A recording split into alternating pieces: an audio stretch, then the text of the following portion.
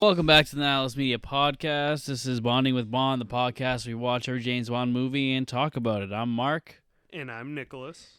Much better this time. Yeah. Much better. Our pacing's working out. Yeah, we didn't have to speed it up this time. This week we watched the iconic Goldfinger, the Bond film that really made Bond a cultural icon. And it's definitely a film, in my opinion. Yeah, see, I really liked it, though. I like it, but I just like it. I don't love it. I love a lot of things about it, but I think it doesn't gel completely. First things first, this is the final Bond movie to have the Bob Simmons gun barrel sequence. Oh. We will get a new Sean Connery one in the next film because they decided to change the aspect ratio to these films. Yeah, they because like the Thunderball is the first Bond film shot in widescreen. I didn't even catch that these were all flat. Yeah, that's pretty cool. This is also the first Bond. Well, it was the second Bond film to have a pre-title sequence, but this is the first one to have one that has nothing to do with the film. And for me, I think this is the highlight of the movie. Because it's the most ridiculous thing. You know, we have Bond. He swims up. He's got a bird on his head. Yeah, the bird hat. Yeah, he shoots a propeller gun that doesn't the grappling come out. hook? Yeah, the grappling gun that does not come out of his gun. It doesn't even anywhere close to him. Yeah, the guy behind him throws it. Yeah, he ends up he gets in a fight. And then he goes and lays down some explosives, blows this place to hell, and then he goes to go bang a girl. But oh no, she's working with the enemy, and she comes at him. He ends up killing a guy who's coming to kill him by throwing in a electric it's like fan. A space heater or something. Yeah, he throws a fan yeah. fan into the tub while the guy's in there, and he like, shocks him to death. And Bond obviously says shocking. Yeah, and he looks at the girl. Positively shocking. Yeah. Brilliant stuff. Yeah, and then I just realized that it starts with an electricity kill and then ends with an electricity kill. Yeah. Full circle. I love when Bond movies have a pre-title sequence that has nothing to do with the rest of the movie, just because it's like we have like a little mini adventure with Bond before we can get to the main thing. And like I know a lot of them are like, this is important to the plot, but I don't know. I kind of prefer when they're just like, yeah, it's its own little contained thing. Yeah, it's like a Bond short film before the film happens. Yeah. So you know he goes on more than just the missions that are the hour and a half long sequences we watch. Yeah.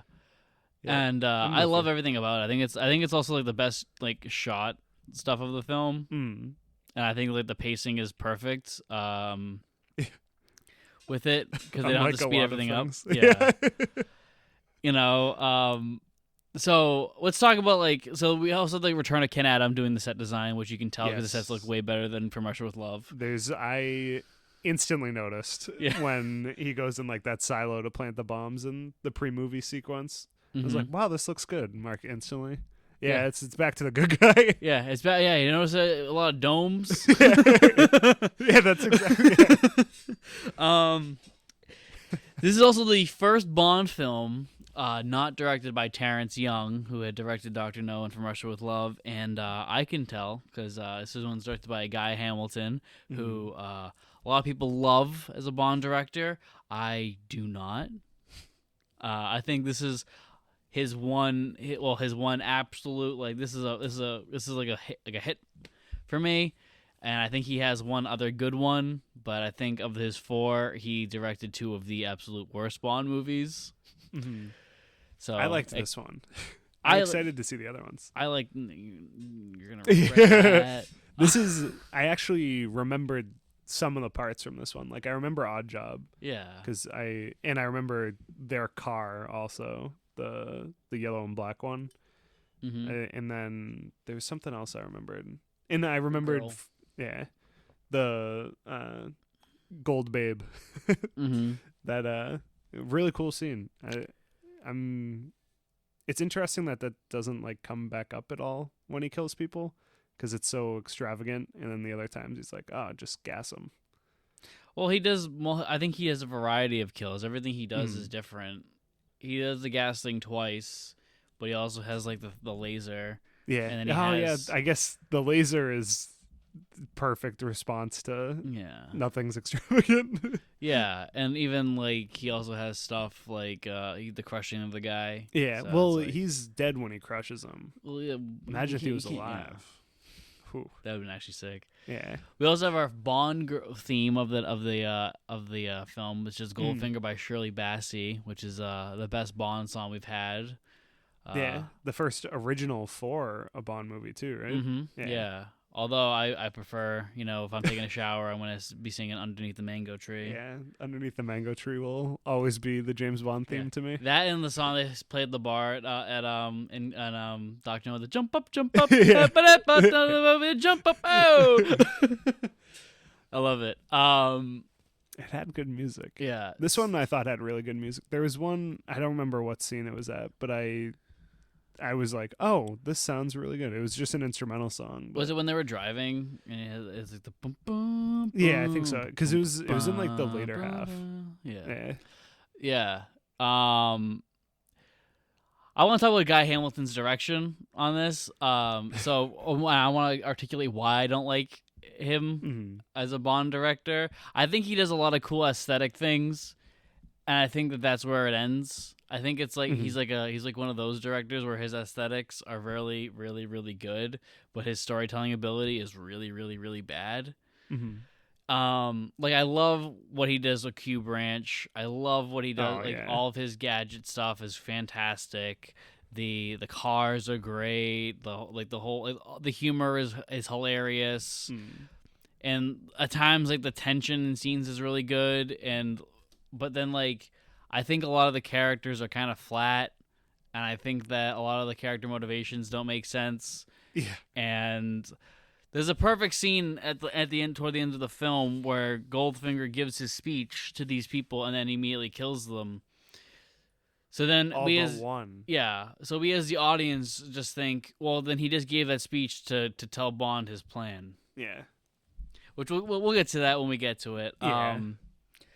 Because I was like instantly taken out of it. And I was like, oh, so that was just for telling us how the plot is. Yeah, it was. It's weird. Like I said, there's a lot to love in this movie. I think it's a good movie. I just don't think it's like. I think I prefer the first two films over it, which is I know sacrilege to a lot of people because this is like usually propped up as, oh, this is the best Bond movie ever made. And you're stupid for saying it's not.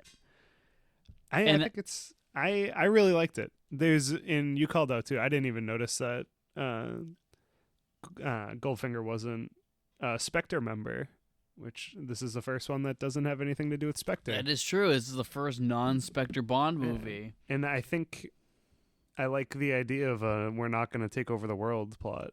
I think that might be what's like. It's just this specific thing versus making their weird super. I want to say they're like Hydra and just want to make their own super soldiers. Yeah, they just want smart people, not these dumb Americans. Yeah, which they really play up in this one. Yeah, I don't know. I felt like Commercial Love wasn't really like a take over the world. Yeah, plot either. I guess I'm just thinking of later Spectre movies. Yeah. We also have a return of Felix Leiter, and he sucks. Yeah, you warned me early on that because I really like Felix in the first one, and I really like Felix in the Craigs, and I was like, oh man, they're all gonna be killer. And you warned me that it dissolves into just a white American dude. Yeah, his name is Sek Linder, which is weird, and it's also here's like the weird thing is that he is younger than Jack Lord. Oh wow! But Jack Lord looks 10 years younger. Yeah, than he him. looks. Oh man! So Sek definitely lived a one hell of a life to look that fucking bad. Yeah, because I would have expected him to be 10 years older. Yeah, he originally wasn't supposed to be Felix. It was supposed to be Jack, and Sek was supposed to be the guy playing cards with Goldfinger, but that doesn't happen. So anyway, we'll count the plot as quickly as we possibly can because this one's actually kind of complicated. Yeah. So first off, Bond. We see Bond on Miami. Felix is like, "Hey, we have this thing with this guy Goldfinger. We want you to watch him." Bond's just like, "I don't like watching people like causing havoc." So he goes upstairs, finds Goldfinger's girlfriend. She's reading cards at a card game for the guy to get him to get. She's cheating. She's cheating. Yeah. Get some money. He likes gold. Lots of money. It's his character. He likes money. And he basically like, "Hey, stop, start losing, dickhead, and I'm gonna fuck your girlfriend." And her name's Jill Masterson, I believe, or Matheson. I know it was Jill. That's all I remember, though. It's either Matherson or Masterson. Okay. Whichever one, I don't know. I like math better. Matheson? Yeah. Matheson? Yeah. Oh, who fucking cares? She's dead. All right. She's died. gold. All right. She died fucking almost 60 years ago. Painted to death. Yeah. So he does this cool Bond thing where he's like, I'm sexy, I'm Sean Connery, it's great. I already banged a girl downstairs named Dink, which was great. Yeah. And told her to leave because it's boy time. Yeah. And he does this nice thing where he leans on Jill and he grabs the back of her chair and he's like slowly lifting him up to kiss her. Yeah. Which I thought looked kind of cool. It did look cool, but it was very clever. Forcing kisses. Whoops. Forcing kisses is a no-go. Yeah. My mic stand is broke. That's what that sound was. So I'm going to be holding it the rest of this podcast. We should probably No, we're not cutting, okay. Nick. We don't cut on this show. That's it. You're going to have to edit this to cut out the... Oh, no. That's probably so loud, though. Yeah. Okay. Sorry about your ears. You're like Goldfinger when Bond flicks the microphone in his ear. Yeah. That's why Mark dropped the mic.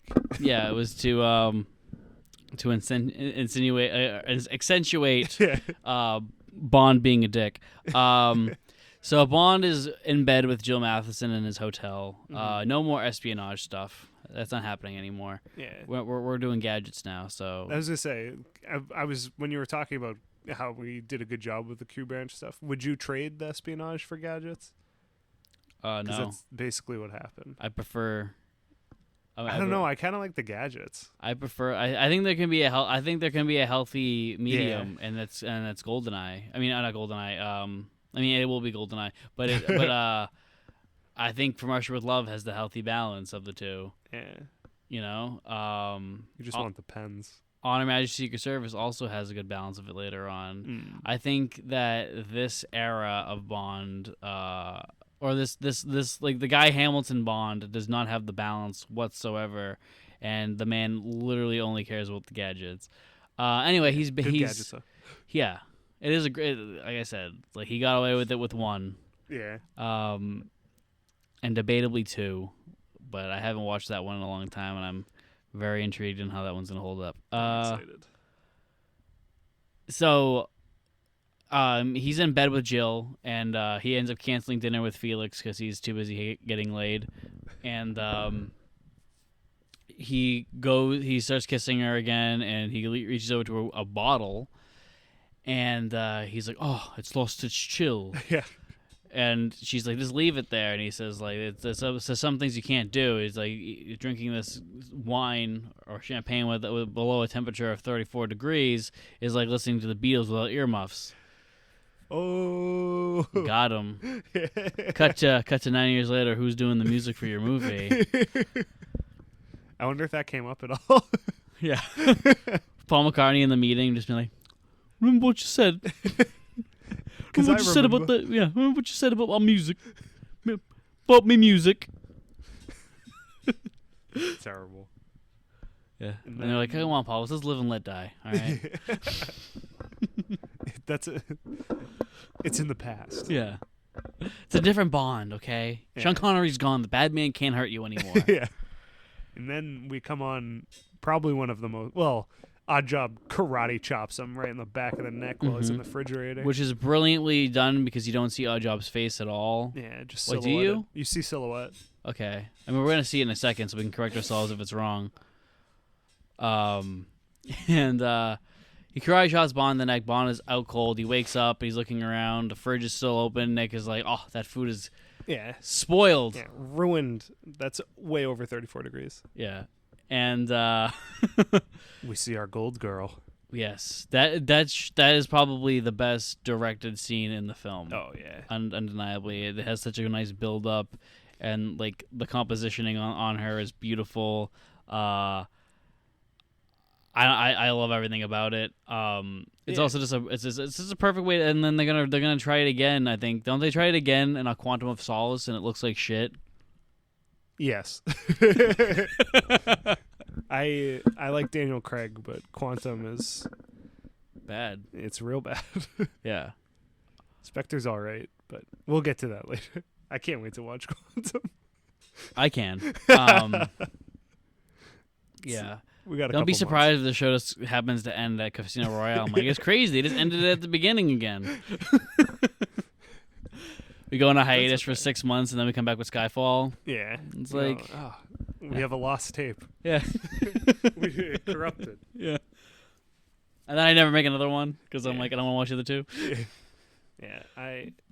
We'll talk about those in months. Yeah, in like 10 years. Yeah. So Bond sees that Jill is dead and immediately calls Felix. It's like the scene in The Godfather Part 2 where he's like, I fucking killed him, man. This fucking girl's in my fucking hotel, man. Yeah. And I like that pure fear from Bond. Oh yeah, it is all in silhouette. Yeah, we have the movie going on in the background. Yeah, we always do that. Remind us throughout. Yeah. It actually helps a lot. Yeah. And I get to watch it again. Yeah.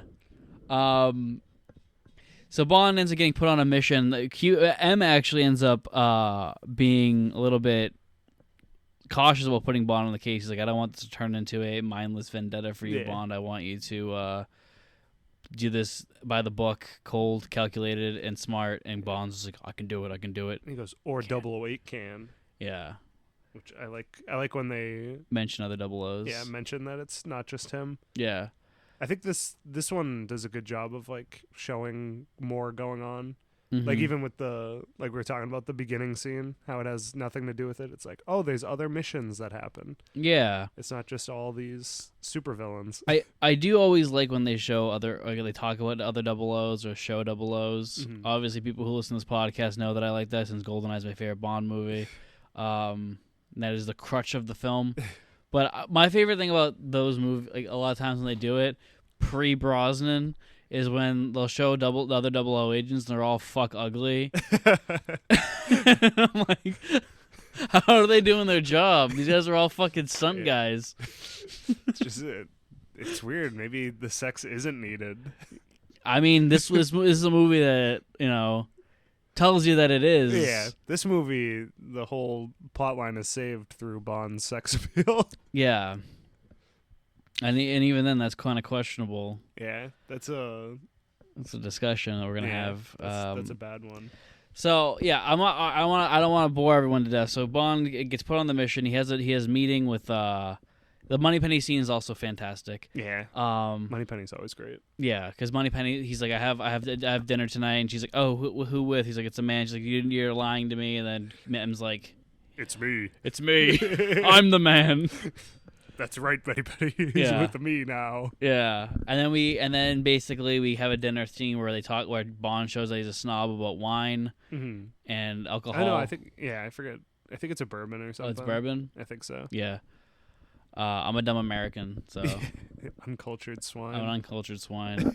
I'm the reason why they call license to kill license. I mean, they called it license to kill, not license revoked. Yeah.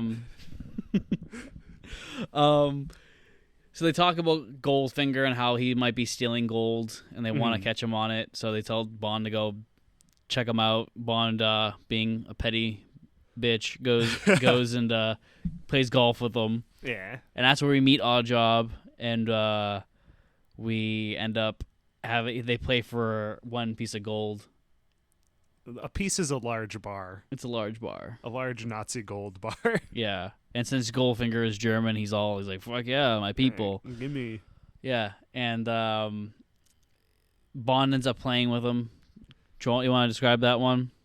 So that one's pretty fun. They first go into like the pro shop, and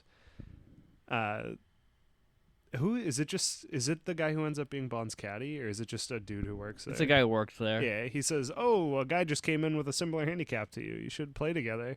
And it's Bond, and pleasure to see you again. And let's play golf. Yeah. And the caddy that Bond gets is sick, and I think he's their like chemistry is like perfect. I would have liked him as Felix, honestly. Yeah. And then Oddjob, who can't really caddy, he can give him a club, I guess, but he can't really give him advice. Is his, and they have. I think it skips most of the golf, but it goes to the 17th hole or something, and.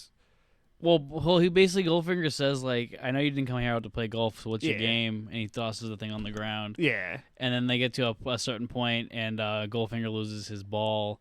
Yeah. And they're looking for it, and Oddjob drops another one of the balls, and he's like, "There's no way if that's his ball, I'm what is it? I'm Arnold Palmer." Arnold Palmer.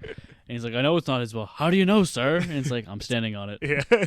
And Bond also found another ball that was a different type of ball, which will come into play after, because it turns out Oddjob shakes a little golf ball out of his pants and goes, "Oh, I found your ball, sir."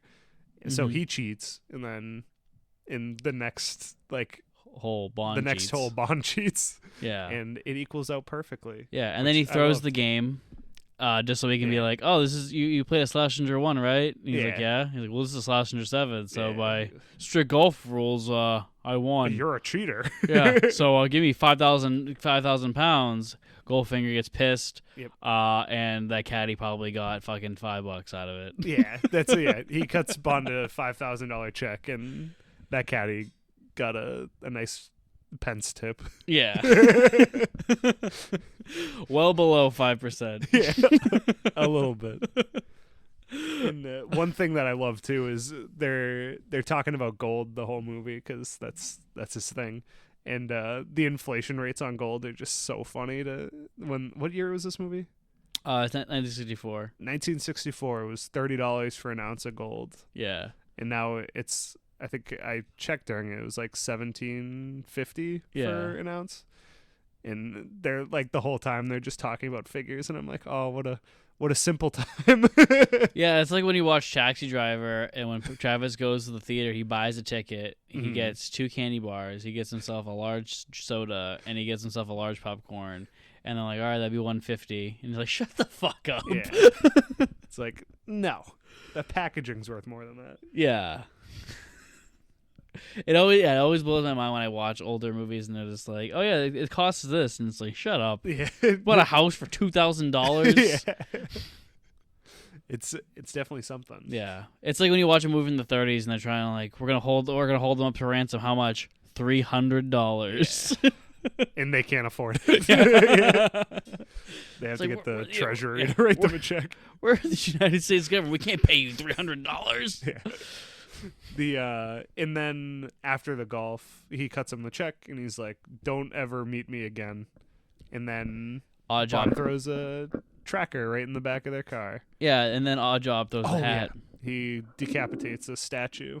And Bond's like, "What would the house or the owner of the club say?" He's like, "Nothing. I own the club." That's me. Yeah. So we want to talk about our first time with Q, or our second time with Q, but our first real time with Q. Yeah, it's wonderful. The car is a pretty sick gadget. It's got it's got oil. It's got smoke. I didn't know if I should start with the little stuff or start with the ejector seat. You hold off on the ejector seat, man. I don't know. It's pretty cool. Yeah, he has gas. He's got oil. He's got like blades that come out of the wheel. Yep. He's got machine guns in the headlights. Machine guns. It's all bulletproof. The radar. He's got a radar that goes with his radar tracker that he has. Like he puts in his shoe, and it's also an Aston Martin. Mm-hmm. Yeah, DB5, the iconic car. Other Q branch things we see are a bulletproof vest and a parking meter smoke grenade holder, which I love how unconventional that is. Yeah, your tax dollars, England. Yeah. This is where your tax is going. Yeah, I don't know when you would even need that. Yeah. But it works. Is there anything else that's just in the background that you caught? No. Q also then says that we have an injector seat, and Bond says, "Injector seat, you're joking." I never joke about my work, 007. Yeah. This is where this is where the real Q, like the real relationship begins. Yeah. And and as much as I shit on Guy Hamilton earlier, I'll give him that. Mm-hmm. So Desmond Llewellyn tells a story where they did the first take. And he was like, "Oh, hi, hey, Mr. Bond, hello, 007." And Guy Hamilton's like, "Cut! What the fuck was that?" He's like, "Well, I'm just a lowly civil servant, and he's James Bond. I should be in awe of him." And he was like, "No. He breaks your stuff." He listens like he breaks your. He doesn't treat any of your equipment with respect. You hate this man, yeah, because you work for him, but he treats you with nothing but like contempt. Yeah. Or he treats your work with nothing but contempt, and it's just like and they even have like a couple lines of dialogue like that. He's just like, "You destroy all my things." He's like, well, in the field, it's kind of hard to preserve things. He goes, "You stole my gun in the first movie." yeah. This never would have happened if you left me the damn Beretta. Yeah. Because Bond would have died. Just jams up.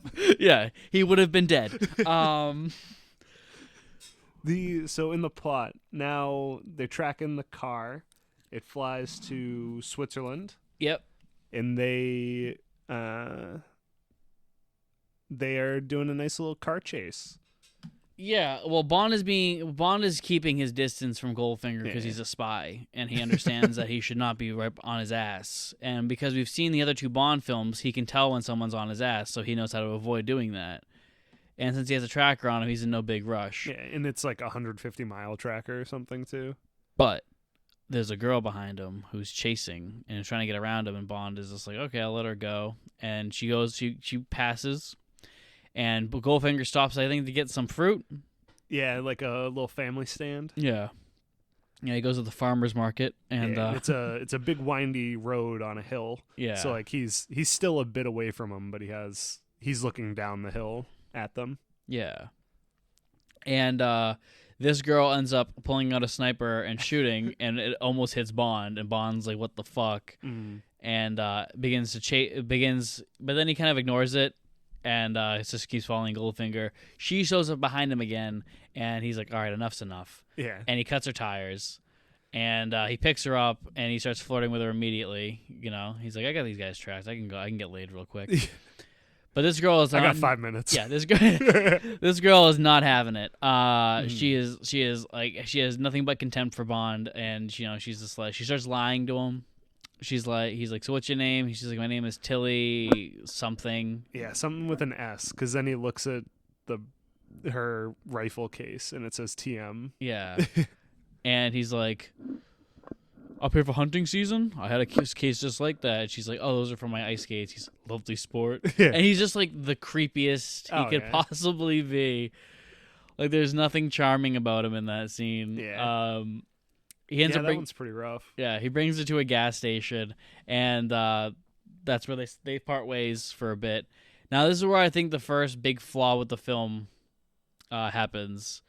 Pussy Galore is no doubt iconic. Yeah. And not dubbed. Yeah. But from a storyline perspective, yeah, I think this should have been the Bond girl. Yeah. Tilly Matheson. So she's the sister of Jill Matheson. What's the point of introducing Jill if she's going to die in the next scene? Yeah, he does this thing where he introduces people and then just kills them. Yeah. So like the way I would have done this, is instead of having I know it's an adaptation, so it's a problem with the source material. I would have just condensed the character. You just condense the characters of Pussy Galore and Jill. Yeah. You make Tilly. So you make Jill Matheson have a last name that's Galore, or something, and you know you have or you just have 2 Bond girls. Yeah. Because I think having Tilly around, and then you could have killed Tilly later. Yeah. So then we even get more. If she died later, you'd feel more attached to her too. Yeah. It's pretty quick after finding her. Yeah. And then you find out they're on the same team, and you're like, oh wow, this is cool. And then a car chase later, she's dead. Yeah. So it's like, because like the thing is that you have more to work with when you have a character like that, because it's like the Bond and her both have this thing where they both have a prior relationship with the girl who's died. Uh-huh. So they both hate Goldfinger for a very similar reason. And then the other thing is that you can create conflict between the two by having her, like, Goldfinger be like, you do know the Bond had a part in that. Yeah. And It's so kind then of his fault. yeah, so you create conflict between characters, and it's just like it's just like easier. It creates more drama, so you don't have to just be around like Bond and Bond villain. Yeah. And it gives a Bond girl more to work with, which it's the 60s, so you're not supposed to. But, you know, I think that would have been more engaging. I think this is a complete waste of a character where I think if you deleted this section of the film, you literally don't lose anything. Yeah, no, that's totally true. Like, the entire car chase stuff. He could just get caught. And not have that entire thing. Because I will say, I do really like Pussy Galore. I think she's pretty cool. I do like Pussy Galore. I think she's like the best actress we've had so far. I like her character. I like the arc that she goes through, besides the reasoning why. But yeah, her arc doesn't make sense though, in my opinion. Yeah, I guess there's no reason. If the reason is really because she slept with Bond and that's just that life changing, that you decide to save 40,000 people. It'd be better if she I think if she heard that it was like not a sleeping agent and was like a killing agent. There's also so talking about Goldfinger again. His plan is to not rob Fort Knox, but to detonate an atomic bomb in there to make it so the entire gold stock of the U.S. is unreachable for. I think they say like 60 years or something like 58. that. 58. Yes, because he's a 58 precisely. Yeah. And Pussy decides at the end to not release the nerve gas, but to prank. Yeah, she just puts those gas. It's just compressed air. Yeah. To make Goldfinger think that so they can stop him head on without him having any awareness of it. Yeah, but her switch kind of comes out of nowhere. Her switch becomes because Bond rapes her. Yeah, which should be weird. the opposite. Yeah. Which is why I think. What if it was Goldfinger who raped her? That could be kind of cool. That would have been pretty cool, I guess. Because I guess you want to call rape cool. Yeah. Nick. And because he gets like handsy earlier too. He does actually. Yeah, I think that could have worked. I think that would have been a better. Maybe he just put the wrong actor on screen. Yeah, well, because it's also they frame that scene in like a really like romantic way where they're playing in the fucking hay. The flea nest. Yeah, and it's also like I kind of like the fact that like Pussy was a lesbian. Yeah, I thought it was really cool. It was like subtle. Yeah, it made the whole. Yeah, exactly. It was subtle. It made the whole plane thing funny because he's like, "I'll charm my way out of this," and she's like, "Yeah, that's not gonna work, homie." Yeah. Sorry, bud. Which I think would have been good if they had both like Pussy Galore and Jill. Yeah, I guess if it was, I could even see them both being like, what if he had 2 Bond girls?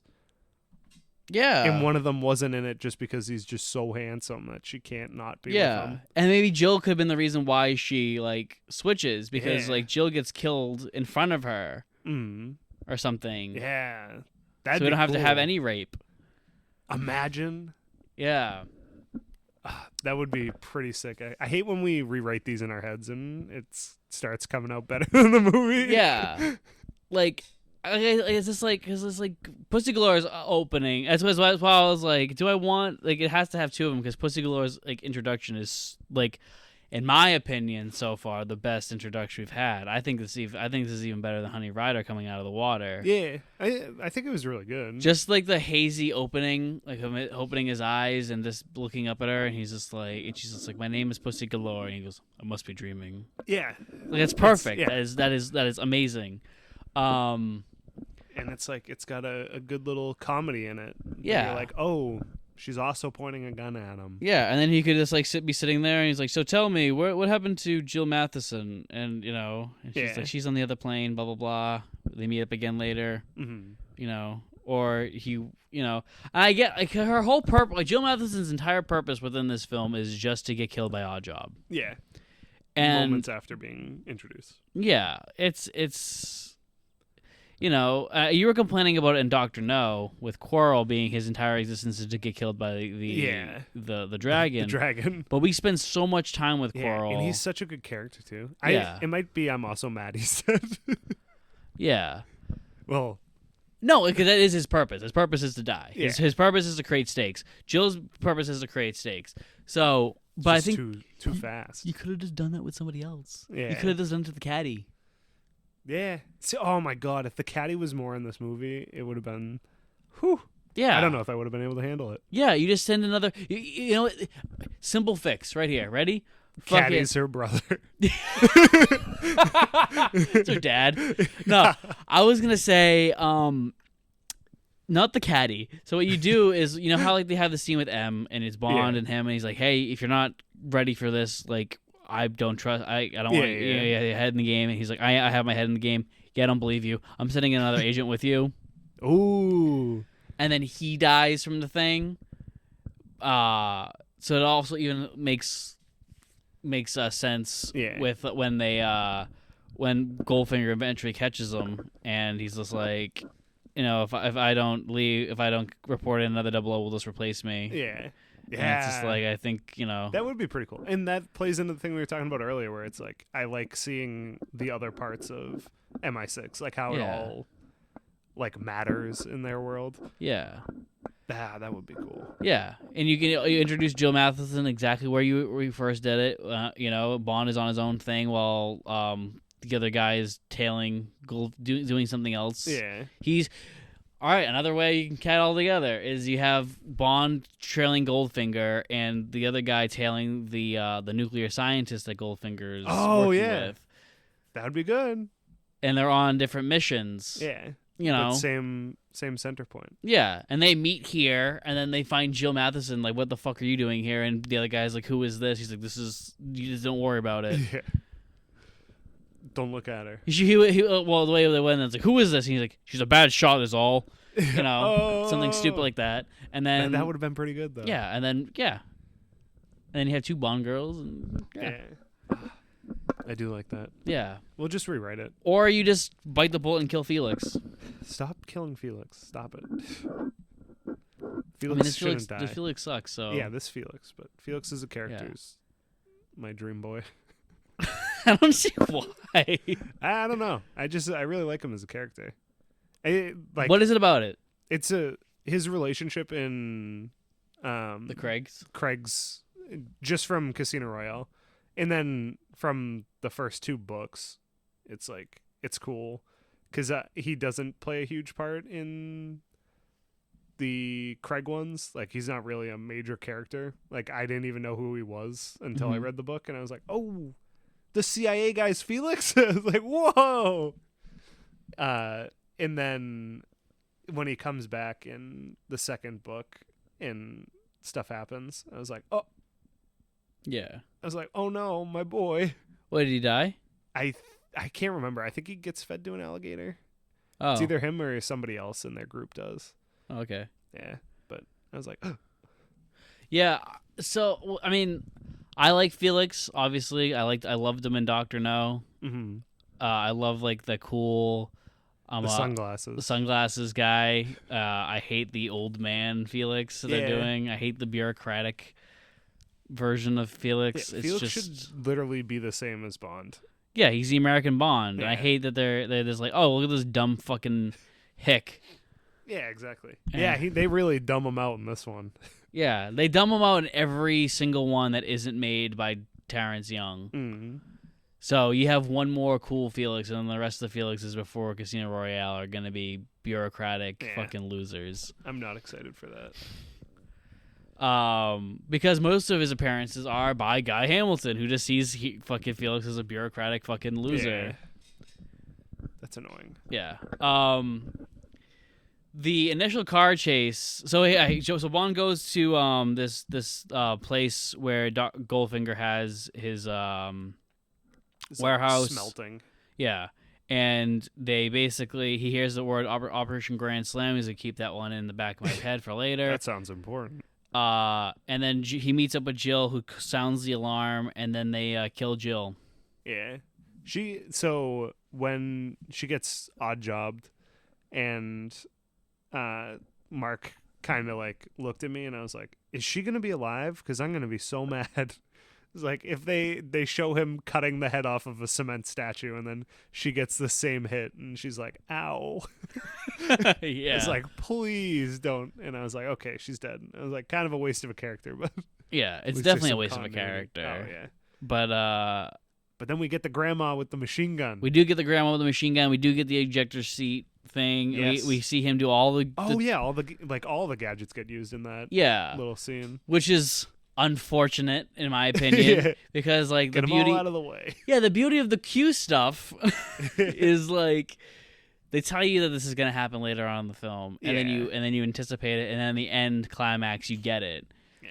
Here it's like he tells you the thing, and then here's the thing. Yeah, it is. What is this, like 15 minutes after? Yeah, like it's really not that far into the movie. Yeah, but I guess he doesn't really have a car the rest of the movie. Because he's kind of just because he doesn't really do anything the rest of the movie. That's actually a good point too. Yeah, he's just kind of a prisoner for the next like 30 minutes. He literally sits around and thinks and talks. Yeah. Which is why this is like my least favorite of the three. That's kind of just clicking with me now. Yeah. It's because, like I said, it's my problem with Guy Hamilton is that he's very bad with pacing his movies. Mm-hmm. Like. He'll like say like, "Oh, this thing's gonna happen." Oh, it just happened. Yeah, you know. And then he makes shots so slow that they have to speed them up in editing. Exactly. Makes me want to vomit every time I see it. Yeah, and once again, it seems like a film that's been helped, like pretty much saved by Peter Hunt. Yeah. Again, saved in the editing. Yeah. I don't know, like everything that happens is like it's like even with Oddjob, like.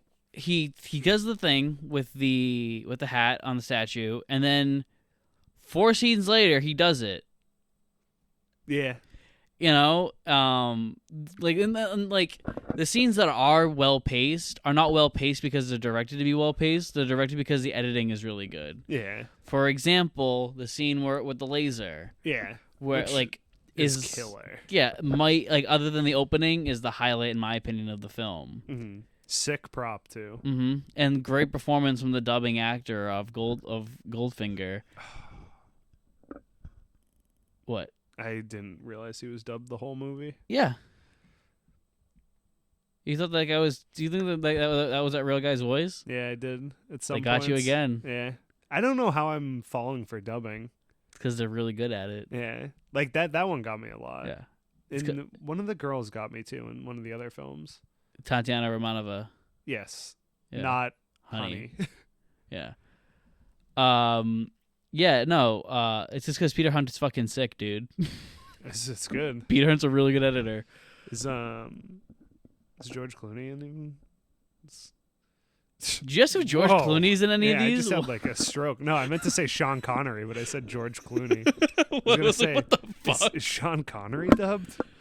I mean, they definitely do a lot of ADR work. You can tell sometimes that like the scene when they're in Miami, that man is not the audio that they recorded on set. The pool was having too much fun. Yeah, that is definitely not the fucking audio they're using on set. Yeah. But anyway, yeah, the scene is amazing. It has the great iconic line. Do you expect me to talk? No, Mr. Bond, I expect you to die. Yeah, that's a really good one too. That's probably one of my favorite Bondisms. Yeah. Of this movie, including all his shocking. Yeah. And a fuse broke. Yeah. He blew a fuse. Yeah. Yeah, I think like I think oh yeah, another segment I forgot to talk about is our James Bond moment. It was good. He comes up to Jill Matheson earlier on at the hotel. He turns off her radio to tell Goldfinger. She whips her head back. Who are you? He's like, Bond. Yeah. James Bond. It's phenomenal. It is a good one. Because they set something up with this one. Because later on, when he's going to talk to Tilly, he's like, "My name's Bond," and she cuts him off immediately. Yeah. And it's like, It's really setting up Tilly to be an interesting, like, no-nonsense character to die literally a scene later. I can't get over this. I'm sorry that I'm dwelling on this moment, but it's just like it's a problem with literally all of his Bond films. Yeah. And to bring up another Bondism thing, the henchman in this is good. Oddjob's good. He has another guy who's actually in this scene, the guy in the white suit. Oh, that's his partner. Oh, okay. That's a nuclear physicist guy. Because he's pretty good. I thought no, the guy in the gray suit, isn't that the nuclear physicist? No. Oh, okay. Because he shoots him later because he wants to have all the gold himself once they're at Fort Knox. No. Isn't that the guy who gets locked in Fort Knox with the bomb? Oh, okay. Oh, maybe. Yeah, I don't know. I'm pretty sure it is. We'll get back to this, but I like both of them because I like at the end he's like, dude, I'm gonna betray this guy. He's about to blow us up in this safe. Yeah. And Oddjob's like, die. Yeah. I love Oddjob. I love Goldfinger. Yeah, Goldfinger is like well casted and like well dubbed. Yeah. Well, very well dubbed. And not Spectre. Yeah, I think of all the villains that we've seen, he is the best one we've gotten so far. Yeah, Dr. No's terrible. You know, From Russia with Love doesn't really have one. Yeah. It's a bunch of henchmen and Blofeld is around, but he's not Blofeld yet. Yeah. I mean, if you want to count... Like, the chess If you want to guys. count fucking Grant, like, then Grant's better, but... I don't know if Grant's better than... I think because I think he is better as like a character, and I think he's more interesting. But I think that Grant fits henchman more than he does. Yeah, than villain. Yeah. Yeah. No, that's totally fair. Yeah. Yeah. No, that's a really good point to make. Yeah. I wouldn't even count the chess guy as a villain. Yeah, he was a henchman. So was Rosa Club. Dude, yo, he's number 5. Yeah. Is Rosa Club the villain? I guess. She's number 3. Yeah, I mean, of all, it's always Blofeld, but like, yeah, she gets it. She's in the field at the end too. So I guess she's counts as the one. She's not as good as Goldfinger. Yeah, no. And I mean, we also have Pussy Galore, who is co Bond girl and henchman. Yeah, and she's a great henchman. Yeah, she's a really good henchman. And I think she's a better henchman than Oddjob. But I love Oddjob. I think Oddjob is just like he's got a great look. He's got the mysticism to not talking. Yeah, it's like our first real gimmick. Yeah, henchman. Like it's no Jaws, but yeah, no. I think Jaws is the best they ever got. So yeah, you can clearly see that this is the one where all the tropes are here. Yeah, this is like the tropiest of the tropes. They're developing. Yeah, it's like the first two were like movies. And this is a Bond movie. Yeah. No, yeah, that's totally fair. Yeah. Bond bullshits his way out of the laser thing with Goldfinger. Yeah. By just mentioning Project Grand Slam. And he just kind of goes along with it. And then they just shoot him with a tranquilizer. He meets Pussy Galore. He tries seducing her, but she's like, dude, I'm gay. Yeah. And he's just like, I've never met one of these before. Because you've defeated me. Actually, this is our second lesbian angle. Who's the first? Because Rosa Club. Oh yeah. Rosa Club was a lesbian. I totally forgot about that. Because that's super undertone too. Mm-hmm. It's like just a because it was illegal back then. Checks out. Yeah, like if like you were gay in England at this time, you were going to prison. Woof. Yeah. Well, I guess it's Russian in the movie too. Yeah. Yeah, but it's like they're showing it to they're making this for Western audiences. Yeah. You're not showing that. And this is like makes sense. This is the '60s America, dude. They can't even let a black person go to a water fountain without fucking freaking the fuck out. Yeah, they can't even cast a black person playing a black person.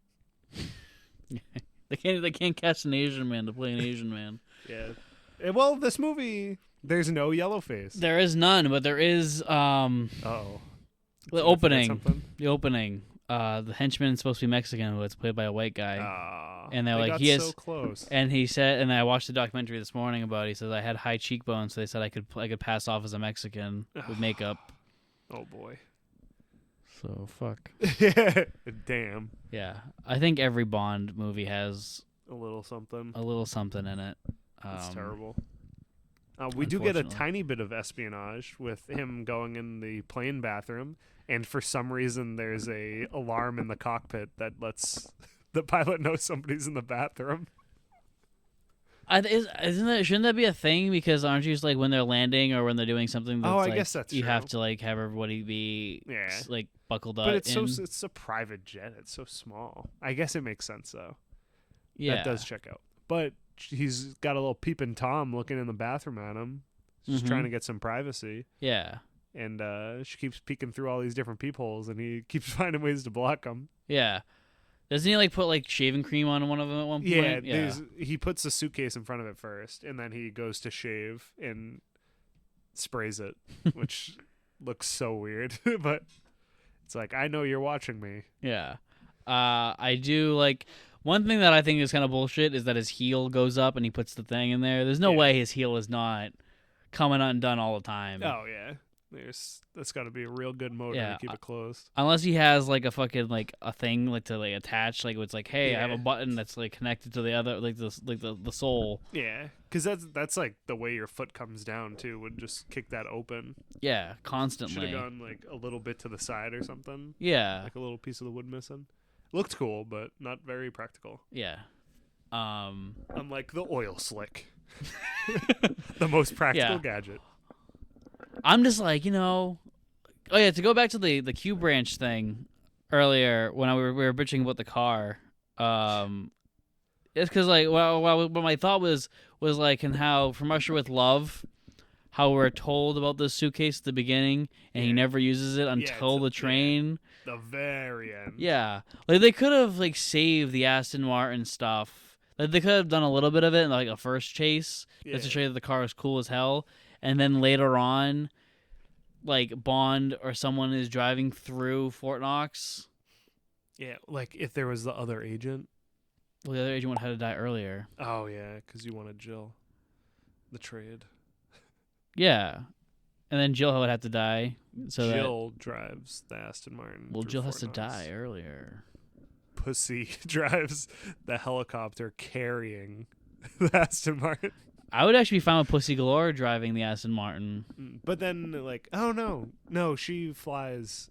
Oh, that could be, like, a cool FU to Bond, too. Like, they come in his car, but then betrayal. Yeah, well, that's when you have the betrayal moments. You see everyone getting up, and then you see Aston Martin coming in. Yeah, that'd be cool. Well, because she has to bring Goldfinger there. He is in the helicopter with her.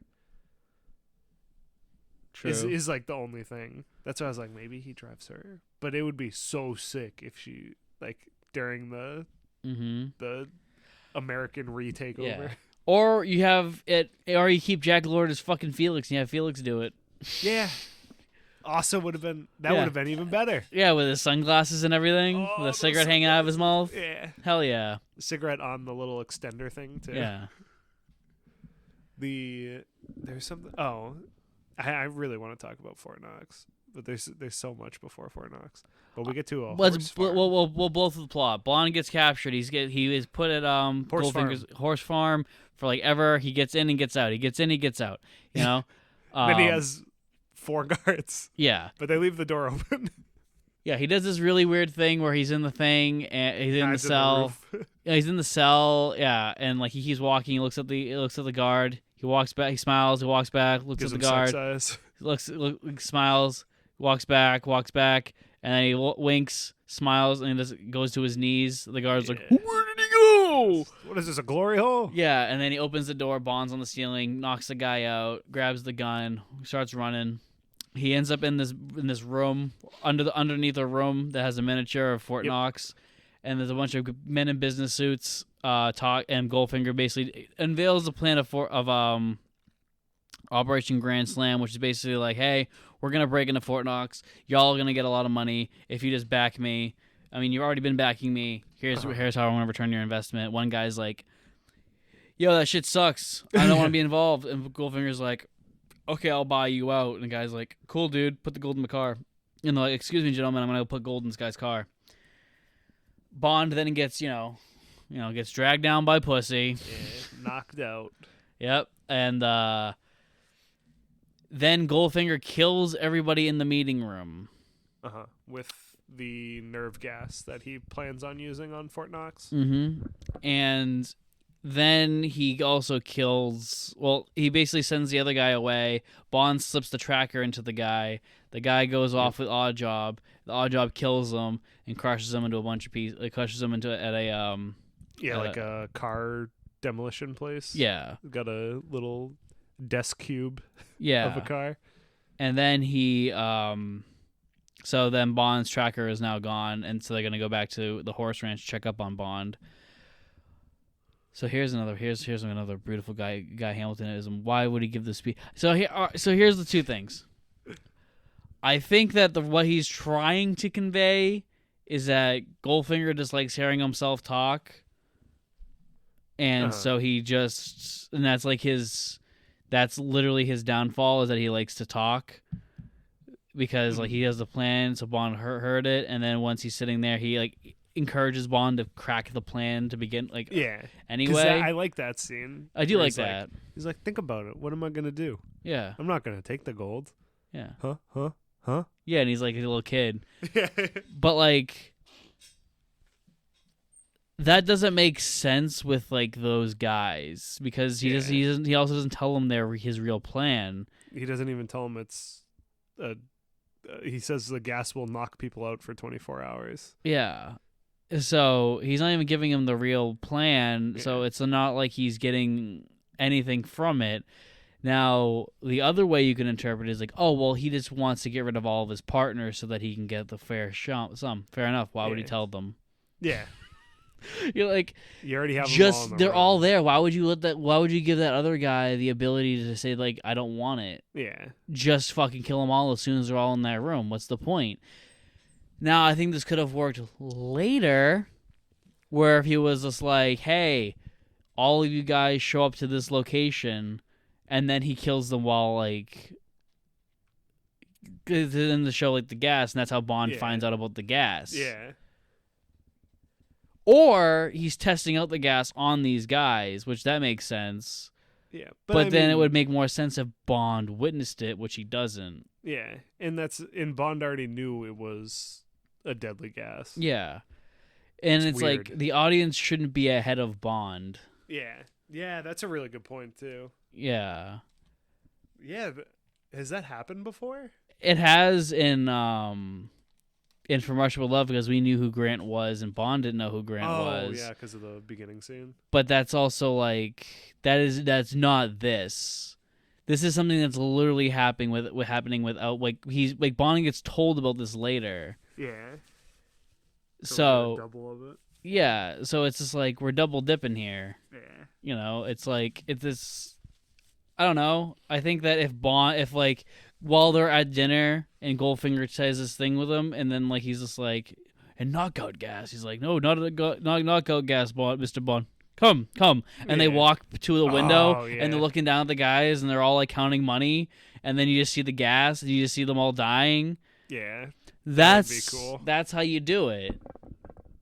But instead, it's just we literally only got this so we were only shown that just so we as the audience know that the gas is lethal. Yeah.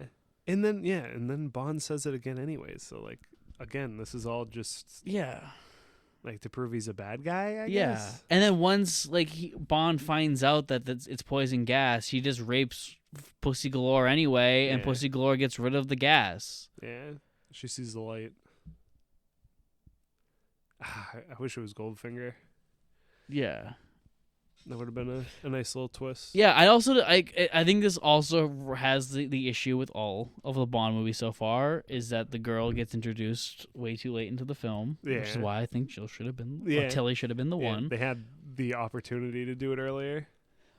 Instead Pussy. So that's why so here's our timeline of Pussy Galore. She meets Bond, is like, I'm a lesbian, don't talk to me. Mm-hmm. Then she takes him down. Yep. And then her and Goldfinger having lunch, and Goldfinger touches her hand and basically is like, "Hey, you're gonna be rich." Yeah. And she's wanna like, live "Cool." with me? And she's like, "Nah, I'm gonna buy an island, bro." And then And no boys allowed. And then we see. Then she she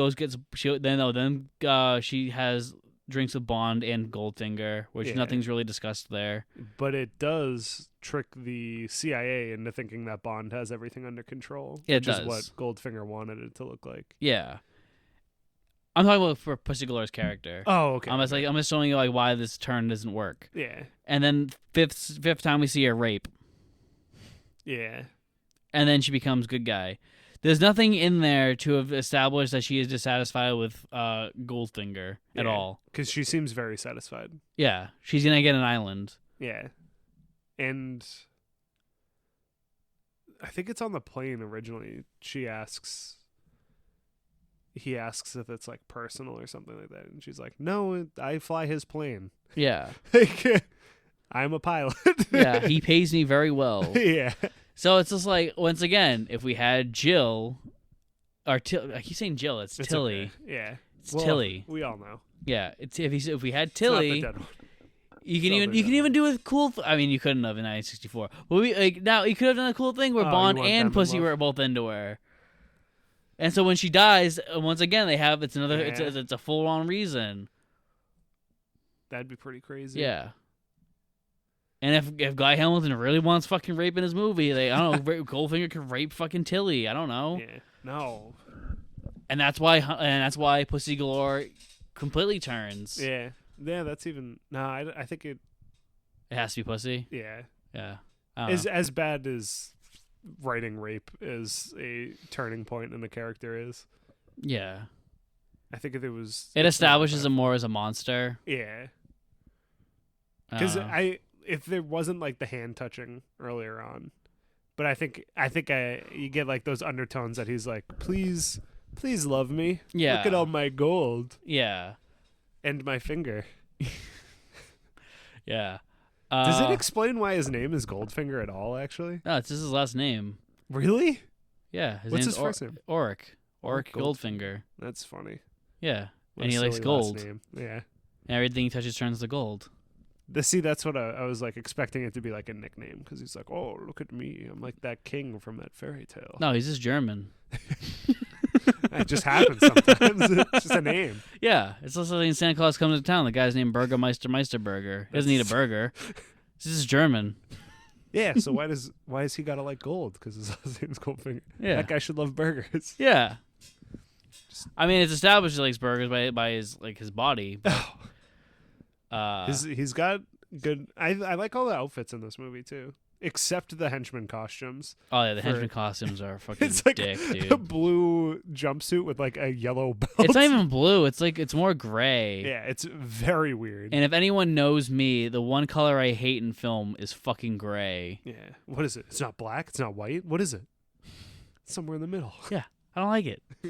I don't like when it's like the frame is like over like so dominantly gray. Yeah. It's just so awful. It's boring. It's really boring, and it's like there's like two colors that really like annoy me, and it's gray. It's when things are way too fucking gray, or everything looks like sand. See, I don't mind the sand too much. When the whole thing is sand, I'm not in. You know. You should watch Quantum of Solace. Oh yeah. Yeah. You mean the fucking Dune of fucking Bond movies? Got him. Dune's okay. We're not here to talk about Dune. Yeah, I love Dune, just for the record. I'm still thinking about Dune, and I saw it a week ago. I'm thinking about Dune, but not in a happy light. Yeah, so Bond ends up raping Pussy. and we end up going to the climax, which we have Pussy's Galore's the flying circus. Yeah, the flying circus. Put the gas all over the people we see, and if it was real gas, we saw pretty hefty body count. Yeah, but it's not. It's pretty good. Yeah, it was. That was another one of the scenes because in From Russia with Love, it has the helicopter scene that a lot of people say is like way too long. And I think it's almost perfect. I think it's like one or two passes too many. But in this, when it did you think like 10 cuts of the planes going over people and people just falling over? And I thought it was fine. And the only issue I was having was the sound effect of the plane flyby was like grinding my eardrums. But like Mark was saying, it's cool. It like shows the kill count. Yeah.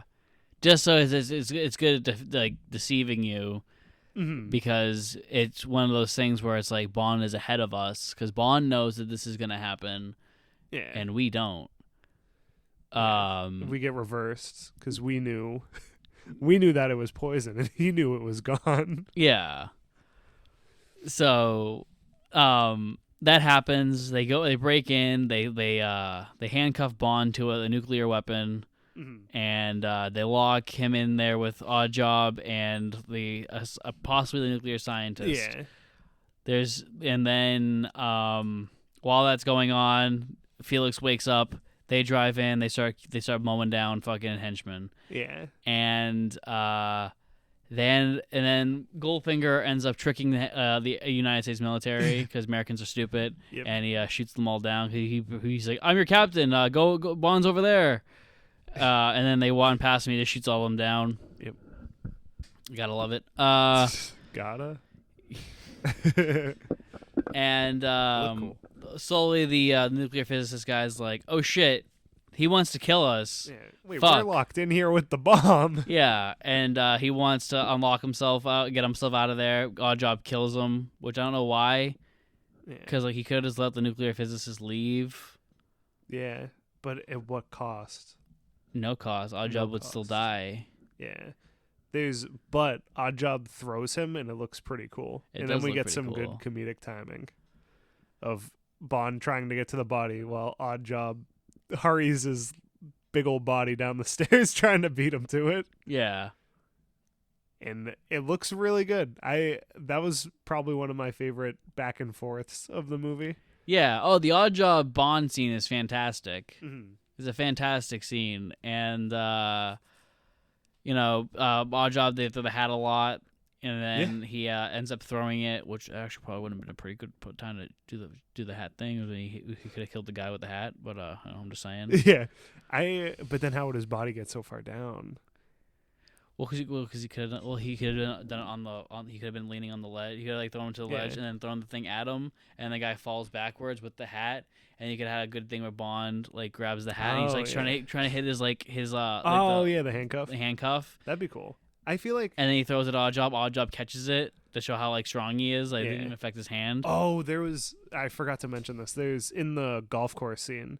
There's a really good that I compared it to Dr. No. There's a part where Bond is like, "Oh, here's your ball," and he gives him the ball that he stole from when he blamed them for cheating, and Oddjob just crushes it in his hand. And I was like, I like that so much more than in Dr. No, when Dr. No just like crushes that ornament that's on his desk to show he's so strong. Yeah. I was like, this one feels like earned. I was like, Dr. No's. I was like, oh, big guy with metal hands. Yeah. Whoa. Compensating for something? So I think Oddjob was perfect. And then I kind of wish he hit somebody with the hat. Not just like throwing it, but like using it almost like a hatchet. Just to be like... So he could cut someone in half? Yeah. Yeah. I think it's a little too brutal for these movies. I would love it. Or he just like... I don't know. I want him to break something with it. Yeah. But he throws it at Bond and kind of misses by a lot, like 20 feet up. Yeah. And he cuts a cable. And then Bond... He doesn't get the hat right then. He decides to fist fight the guy he already knows has super strength. Yeah. He throws a gold bar at him. Yeah, and he punches him a lot and doesn't do anything. Oddjob, I think Bond throws a hat at Oddjob and it hits the metal bar. Mm-hmm. Bond jumps in there, grabs the electrical cable. Yep. Fries him. And then Bond frantically tries to turn off the bomb. Yeah, he's looking for which wire he can pull, and then the doors open. There's a big old shootout between the military and Goldfinger's the last men. of the henchmen. And and Bond's about to say "fuck it," pull a wire, and this one guy just turns off the. Yeah, he hits the power switch. Yeah, he's like, "What kept you?" And it looks at the seconds. It was 7 seconds left. 007. Got him. I loved the tension of him trying to decide what to do, because again, it's like it shows him like sweating and genuinely looks like, oh my god, I might kill everybody. Well, yeah, that's the beauty of Connery's Bond is that he's a good actor. He's a good actor, and also it's just like he could be fallible, and like not superhuman. Yeah, where if it was Roger Moore, he would have just like bumped his knee on it and it would have turned off, and it would like, oh. This job is so easy. And then he would have looked at it like quiz, like with his eyebrow raised. It would have zoomed in like 7 times. The show Made in China, and it was like, oh, never trust the Chinese. And then that would have been the film. It would have been the thesis of the movie. Fuck.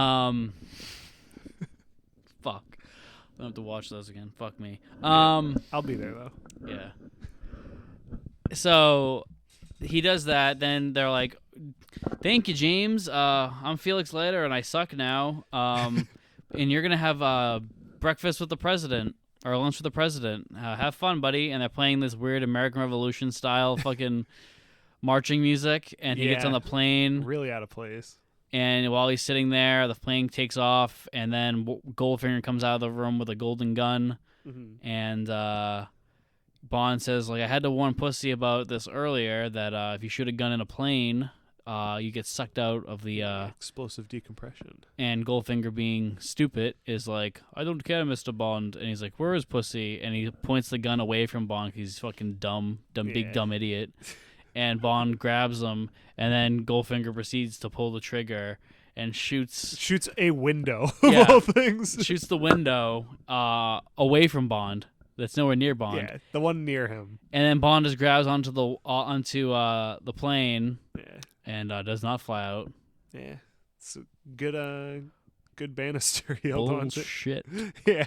He grabbed onto some 1960s banisters, and it didn't break. Jet. Yeah. That held his body weight. Yeah. Goldfinger gets sucked out of the plane with one of the worst effects I've ever seen in my life. Looks pretty bad.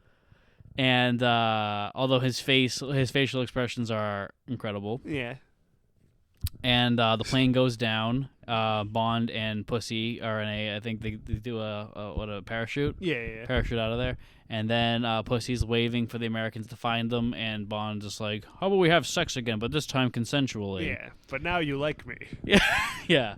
So should we talk more about the rape scene? I don't know.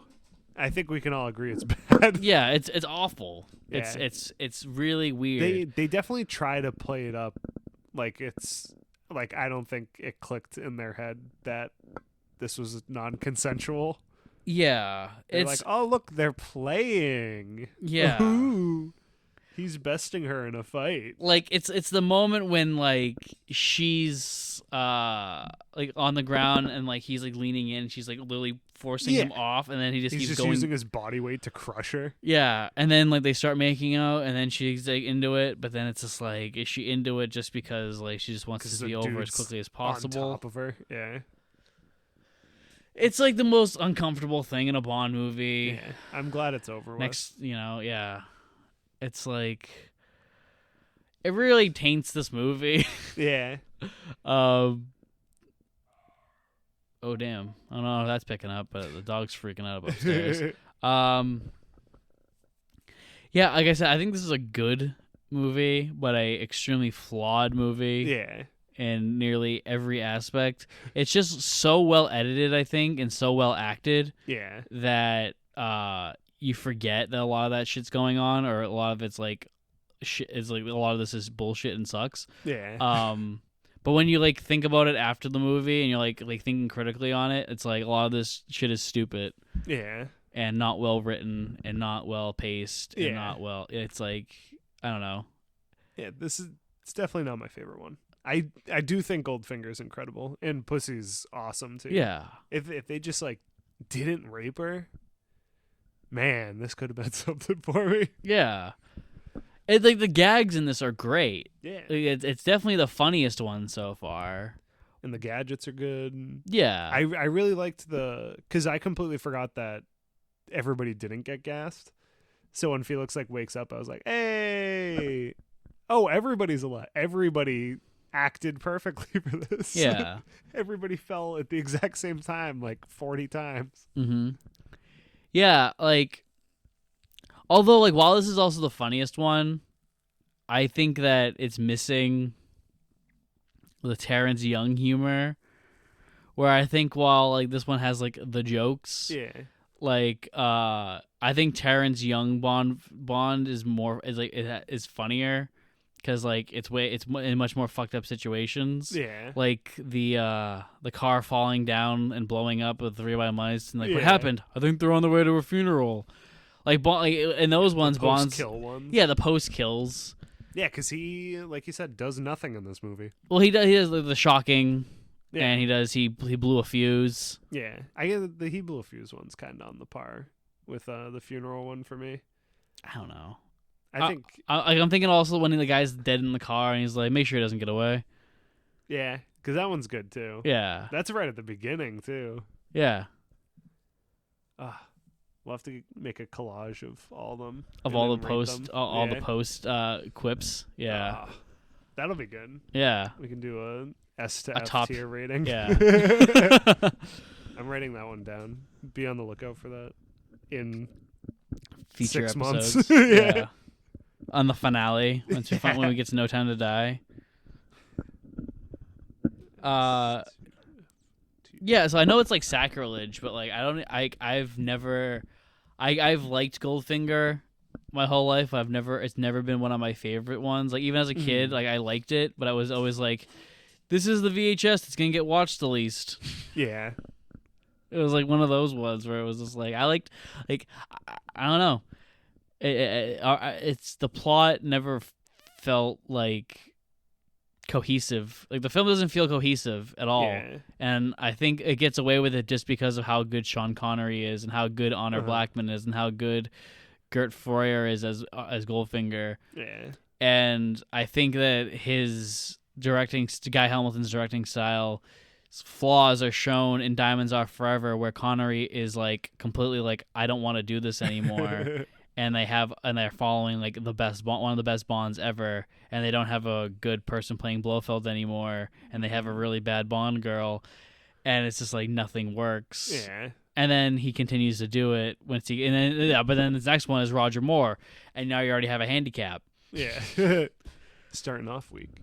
I'm excited to see how I feel about him, because I think we're on the same page. Yeah. So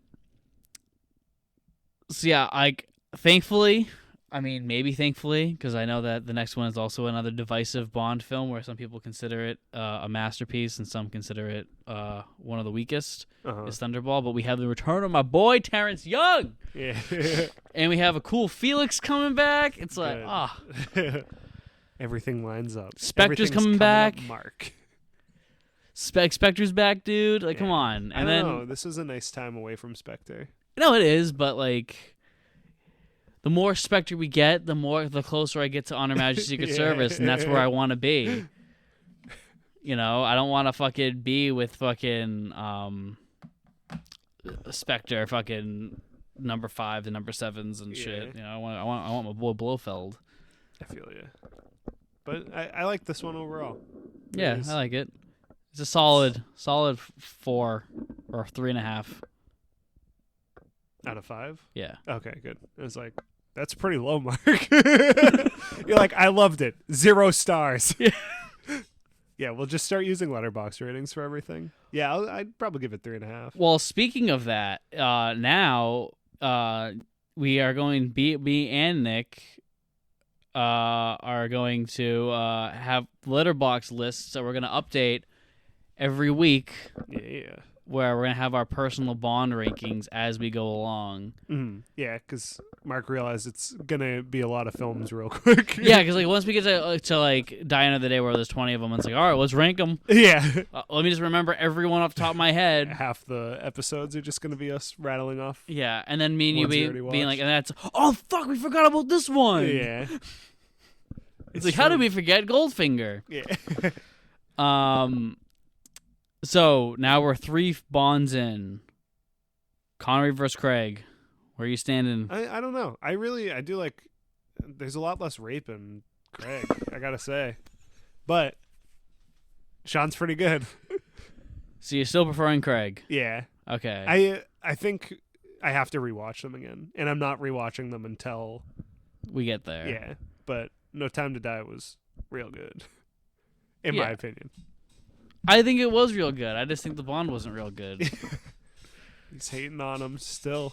I have to. We're going to see Quantum again, and you're going to fall back in love. What if this whole time we're shitting on Quantum, and once we get there, we're actually like, this is actually pretty fucking good. Damn. How was I so blind? Yeah, the dumping of the oil on the girl was actually even more effective than the gold and Goldfinger. Those weird crossfades to the same shot. Oh man, that was actually that was actually artistically satisfying. I can't wait. We're almost there. We're not even fucking close. We have literally 20 more movies. Yeah, that's 5 months. Yeah. Oh boy. Yeah. Can't wait. So any other final thoughts? Nothing too much. I think we did a good job covering it this time. I did like it, but yeah, I don't think it's better than From Russia. And I really like Dr. No, besides Dr. No. Yeah. Yeah. You say it's better than From Russia? This? Yeah. No. Okay. Yeah, I think it's below it. So far your ranking is Dr. No, From Russia with Love, and Goldfinger, so it's just like slowly 1, getting 2, worse. 3, yeah. And it's weird, because I don't think they're getting worse. I think it's just Dr. No was better overall for me, because this was a good movie. Like, I liked this a lot, but the plot is just so it's so weird. I love the heist of Fort Knox is such a sick idea. Yeah. And then being like, psych, not a heist. I'm going to blow it up. Yeah. I was like, oh my God. Yeah. And then his acting's great too. Yeah. It's just, I don't know. Yeah. Maybe we should have another segment at the end of our. Where we rewatch Dr. No. Yeah. We just compare everyone to Dr. No. No. We should do a segment at the end of every Bond episode, of every Bond movie now. I'm gonna write it down so I don't forget. Where we give a star rating out of 5 for certain departments. Yeah, see, that's what I would like to do too. Because I think, especially with a 5-star rating system, it's like, oh damn, like I really want to take like 4 stars away for a rape scene, but this is not a 1-star movie. Yeah, it's like stuff like that where I'm like, I would like to break it down more. All right, let's do it. Yeah, so cool. Our Bond 5 stars. Yeah, 5 easily. Yeah, easily 5 stars. Our Bond girls. Yeah. 4.5.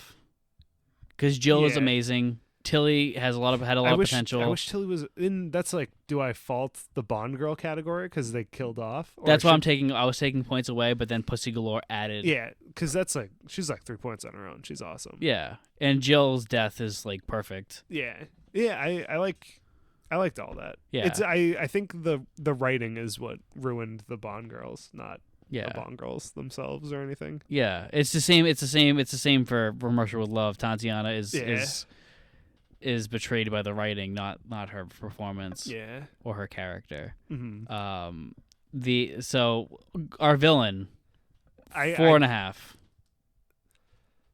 Yeah. Either 4 or 4.5. I just hate the talking out loud, like just hearing yourself talk.